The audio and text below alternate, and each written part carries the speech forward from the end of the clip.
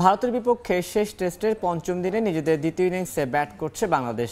এরই মধ্যে লিড নিয়েছে সফরকারীরা।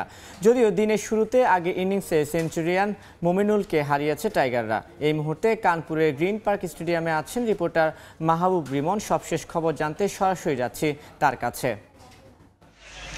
গ্রিন পার্ক স্টেডিয়ামের সবচাইতে বড় আলোচনায় এই টেস্ট ম্যাচটা বাঁচাতে পারবে তো বাংলাদেশ।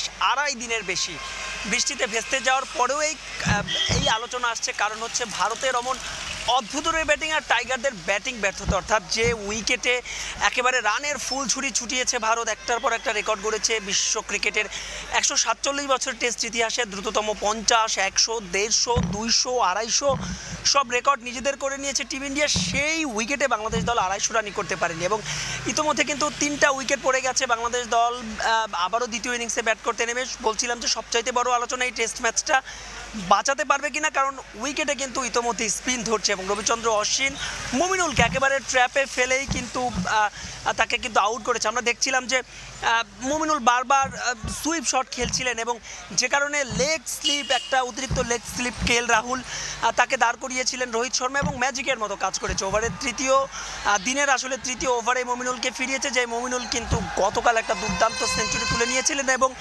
দ্বিতীয় বাংলাদেশি হিসেবে ভারতের মাটিতে তিনি কিন্তু শতক তুলে নিয়েছিলেন। কঠিন চ্যালেঞ্জ অপেক্ষা করছে বাংলাদেশের সামনে এবং সেই চ্যালেঞ্জটা কতটুকু তারা উতরাতে পারে সেটি এখন দেখার বিষয়।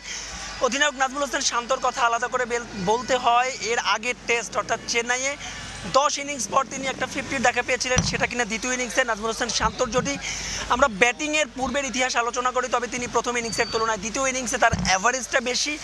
তার দিকে তাকিয়ে থাকবে বাংলাদেশ, তাকিয়ে থাকবে সাদমানের দিকে। যদিও তিনি গতকাল একটা জীবন পেয়েছিলেন, তার চাইতেও বড় বিষয় সাকিব আল হাসান, টাইগার ক্রিকেটের সবচাইতে বিগ নেম। 71তম টেস্ট তিনি খেলতে নেমেছেন এবং বিদেশের মাটিতে তার সব টেস্ট এটা তো নিশ্চয়ই হতে পারে যদি 2-2 শেষ পর্যন্ত 4 মিলে না যায়, অর্থাৎ দক্ষিণ আফ্রিকার বিপক্ষে ম্যাচটা খেলার সুযোগ না পান সাকিব, তবে কিনা বনেদি বিউসাকে হতেও পারে এটাই তার শেষ টেস্ট।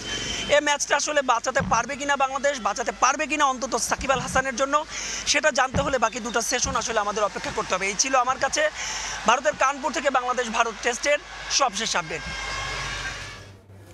এতক্ষণ সরাসরি যুক্ত ছিলাম ভারতের কানপুরে।